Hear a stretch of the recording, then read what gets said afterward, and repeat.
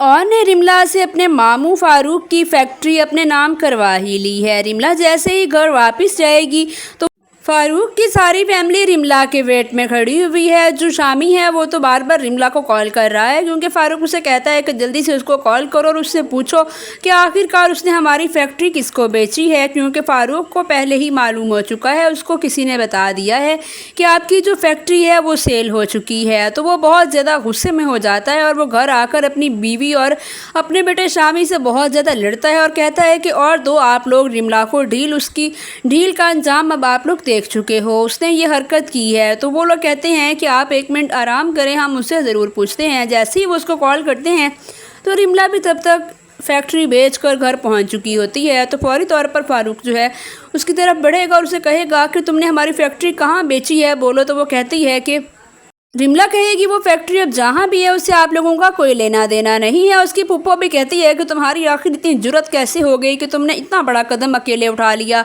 और तुमने हमसे ये पूछना भी गवारा ना किया। वो फैक्ट्री तो तुम्हारी थी ही नहीं, ना ही तुम्हारा बाप तुम्हें देकर गया था, जो तुमने बेच कर अपने आप को बहुत महान समझ रही हो। तो जैसे ही वो ये बात करेगी तो जो रिमला है वो उसके शौहर जो फारूक है उनकी तरफ उंगली उठाएगी, जो देख कर शामी से बर्दाश्त नहीं होगा और वो उसका हाथ पकड़ लेगा और उसे कहेगा कि तुम्हारी हिम्मत कैसे हुई।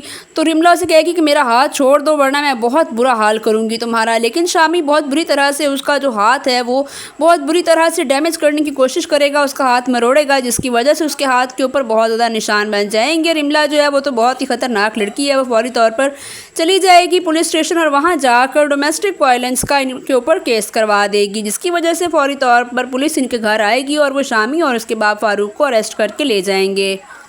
रिमला को पुलिस स्टेशन बयान देने के लिए बुलाया जाएगा तो ऑन को भी मालूम हो जाएगा, ऑन भी वहां पर पहुंचेगा। तो जो रिमला है वो वहां जाकर ये बात करेगी कि इन्होंने मेरे ऊपर जिस्मानी तशद्दुद किया है और मुझे बहुत ज़्यादा मार पीट करके इन्होंने मुझे बहुत बुरी तरह से फेंका है। जैसे ही वो ये सारी बातें करती है तो शामी और उसके बाप के ऊपर केस जो है वो फायर हो जाता है, जिसकी वजह से वो फौरी तौर पर उसको अरेस्ट भी कर लेते हैं और वो लोग हवालात में मौजूद होते हैं।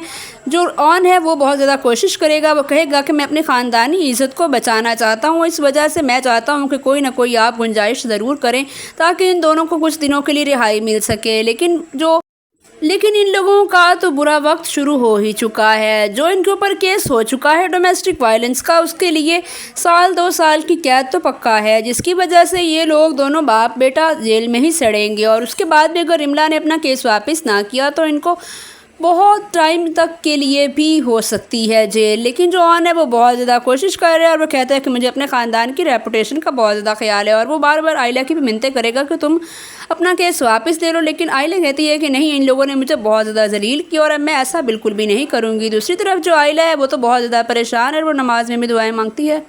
आइला कहती है कि मेरी तो किस्मत ही ख़राब है, मेरी तकदीर में कुछ भी मुकम्मल तौर पर खुशी नहीं लिखी। दूसरी तरफ उसकी माँ जो है वो भी कहती है कि मुझे भी लग रहा है कि ऑन और रिमला के दरमियान कुछ बहुत ही गहरा चल रहा है।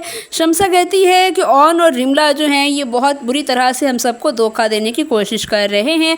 दूसरी तरफ जो जोया है वो भी यही कहती है कि ऑन भाई को शर्म आनी चाहिए, उनको ये देख लेना चाहिए कि तुमने वो आखिरकार अपना ही लिया था, लेकिन वो तो अपने आप से ही निकल चुके हैं। जैसे ही उनके बाप की फैक्ट्रियां और उनकी जायदाद भी इनके नाम हो चुकी है, ये तो हवाओं में ही उड़ने लग गए हैं। उसकी माँ कहती है कि मैं तुम्हें पहले ना कहती थी कि ये पहले भी लड़का हमारे ही टुकड़ों पर पल रहा था, जिसकी वजह से इसको बहुत ज़्यादा बीजान की तरफ से भी शय मिल रही थी, और अब जब से इसका तुम्हारे साथ शादी हो गई है तो तुम्हारी वैल्यू भी इसकी नज़र में बहुत ज़्यादा कम हो चुकी है।